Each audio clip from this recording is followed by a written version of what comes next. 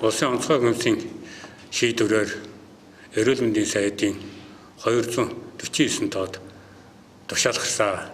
Энэ дагуу одоо эрүүл мэндийн байгууллагыг өндөржүүлсэн бэлэн байдлын зэрэгт шилжүүлэхээр одоо үүрэг даалгавар өгсөн байгаа. Энэ хүрээнд Дархан уул аймаг маань 2025 оны 6 сарын 25-ны өдрөөс эхлээд өндөржүүлсэн бэлэн байдлын хүрээнд ажиллаж байна.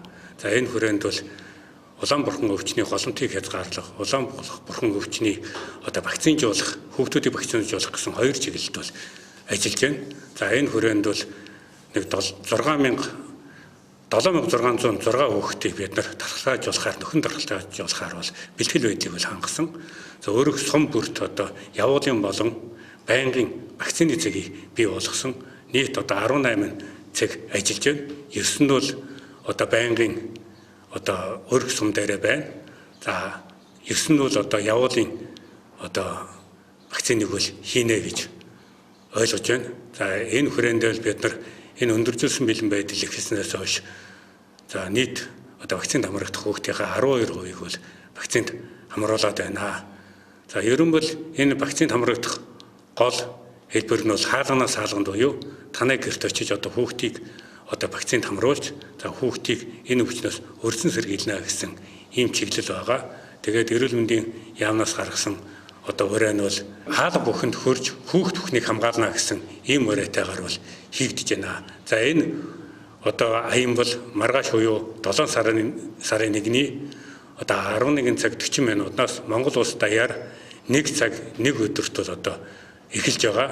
За Дархан уул аймаг маань бол Дархан 50 дээр яг энэ цагт бол одоо энэ аяныгаа үйл ажиллагааг эхлэж одоо явуулын одоо цэгэн буюу одоо вакцины их явуулын багаан бол томилж одоо аймгийнхаа бүх хэсэг рүү бол одоо илгээж байгаа.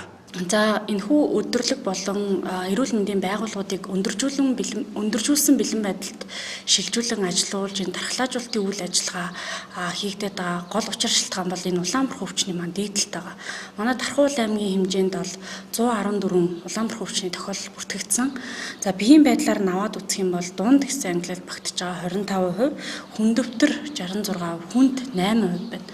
За ингээд яг хүнд байгаа, маш хүнд байгаа хүүхдүүдэд аваад үзэх юм бол нөгөө вакцины нас болоогүй аль эсвэл товлолын тархлаажуулалтаас хоцорсон вакцингүй хүүхдүүд өвдөөд илүү хүндрэх хандлагатай байгаад байгаа.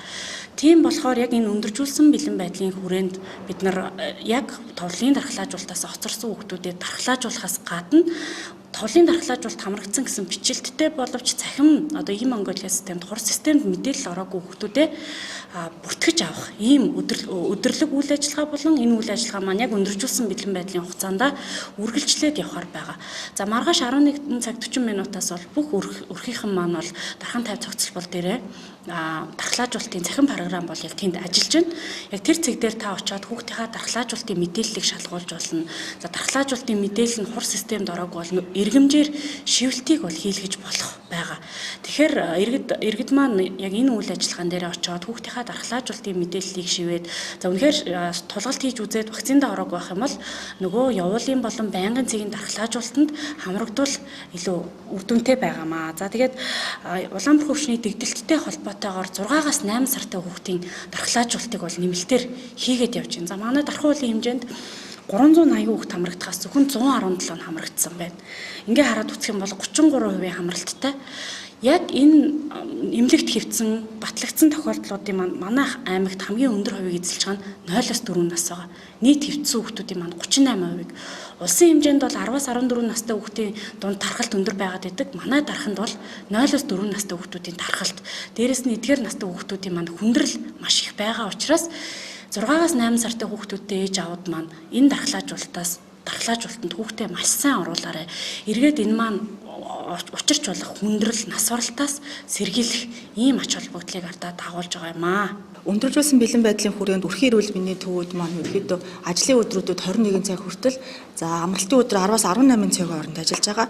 За тэгэхээр өндөржүүлсэн бэлэн байдлын хүрээнд ерөөдөө одоо сая одон томлон мэрэгжилтний хэлсэнчлэн нөө ийм Монголиод эцэгчүүд маань хүүхдүүдийнхээ одоо хэрвээ та товлол дархлаажуулалтанд хамруулсан бол яг нөхөн өдрийн шивэлт нь яг бүрэн орсон үгийг шалгаж үзээд хэрвээ тухайн шивэлт нь ороогүй байх юм бол яг харьяалынхаа өрхийн эрүүл мэндийн төвүүд дээр очиод энэ шивэлтийг шалгуулад За ягаан дэвтрээр болон үндэслэх одоо бичиг баримтыг нь аваачиж нөхөн шивэлтийг энэ өндөржүүлсэн бэлэн байдлын буюу 7 сарын 10-ны хүртэлх хугацаанд одоо энэ програм нь төр нээгдсэн байгаа учраас та бүхэн мөн нөхөн шивэлэх боломжтой байгаа шүү. Тэгэхээр үүн дээр эцэг эхчүүд мань ач холбогдол өгөөд за тэгээд яг энэ хугацаанд ингээд шивэлтийг хийлгээрэй. Тэгээ энэ шивэлтийг хийлгэснээр одоо хүүхдүүдийн маань цаашаа та бүхдийн маань хүүхдүүд одоо гадаад руу улсад одоо аялах, гадаадд суралцах, за цаашлаад намар хичээл сургууль эхлэх болон одоо зугаалга тусланд явход зайлшгүй нөгөө холбогдох хэрэгтэй баримт бичгийн нэг учраас энэ дээр маш ач холбогдол өгөөрэй гэж эцэг эхчүүдэд уриалж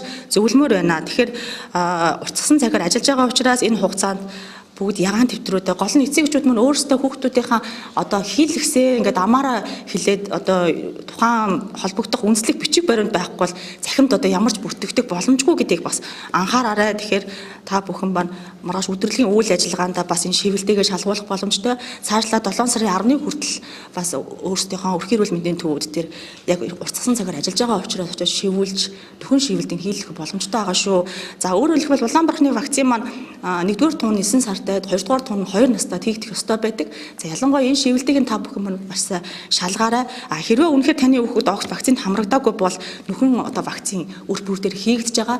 Дээрээс нь 6 сараас 8 сартай хүүхдүүдийн бас уур нэгдсэн вакцин маань бас хийгдэж байгаа гэдгийг анхаарах нь зүйтэй ахаа гэж бодоод эдгээр зөвлөмжүүдийг хүргье. За захин програмтай холбоотой бас хэдэн мэдээллүүдийг тодруулж хэлье.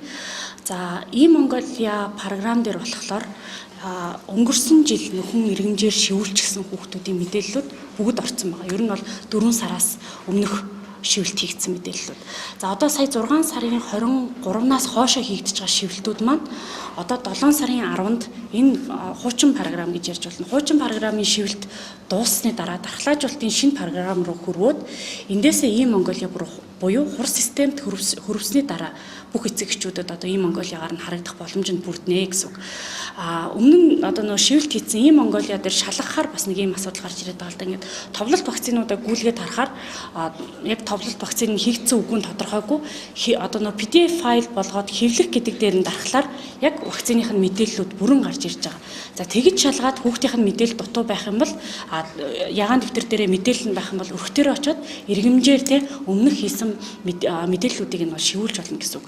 Үндсэндээ ерөөсөө 7 сарын 9, 10 гэдэг өдөртөл амжиж одоо энэ вакциныхаа мэдээллийг хүүхдийнхаа ягаан дэвтрийг авчиж өрхтөрөө тулгалт хийж оруулахгүй бол энээс цаашаа нөө өмнө нь хийсэн вакциныг шивэх боломжгүй болж байгаа гэсэн үг байхгүй. Тэгэхээр нөө нэг дараа нь бол яг 10-наас хойш бол энэ програм хаагдчих учраас бид нэр иргэм чивэлт хийж болохгүй. Дээрээс нь нөө цэцэрлэг дээр хийсэн вакцин гэж ярьж байна. Тэгээ цэцэрлэг дээр бид нар одоо түрүү жил өнгөрсөн 24 оны 8 сард Улаанбаатар хөвчний тэтгэлтэй холбоотой бас вакцин хийсэн. Тэр үедээ бас нөө ягаан дэвтэр дээр давхар тэмдэглэлүүдийг бичсэн байгаа. Аав ээжүүд маань зөвхөн томоогийн вакцинч гэдэг юм уу нэмэлтээр хийдэг вакцин дээр бол угаасаа ягаан дэвтэр дээр бичлэлт ягаан дэвтэргүй тохиолдолд цэцэрлэгийн нөгөө нэг энэ өөрийн эрүүл мэндийн дэвтэр гэж яддаг тэрэн дээр бичлэлтийг нь хийждэг. Яг товлын вакцинуудыг бол яг ямар цээр дугаартай ямар вакциныг хизээ хэн хийв гэдэг тэмдэглэл бол бүх дэвтэр дээр бол байж идэг. Тэгэхээр дэвтрийг нь бас яг өөртөө ингээд уншаад олж чадахгүй байх юм бол яг харьяа өрхтөрөө авчаад шалгуулад үзээрэй гэж хэллээ. За энэ вакцин маань 10 сартаагаас 15 насны хооронд нөхөн дархлаажуултыг бол хийж байгаа. Тийм учраас ерөн хүүхдтэй хайртай эцэг хүн хүүхдээ энэ вакцинд нь идэвхтэй хамруулаарай. Хэрвээ танай хүүхд гоцорсон бол эргээд энэ вакциныг нөхөд заавал хийлгээрэй гэж хэлмээр байна. Дээрээс нь бидний үйл ажиллагааг дэмжиж хүүхд бүрээ энэ вакцинд хамруулах энэ үйл ажиллагааг хамтарч оролцоход уриалж байна. Мөн олон нийтийн газар бага насны хүүхдийг авч явахгүй байхыг зөвлөж байна.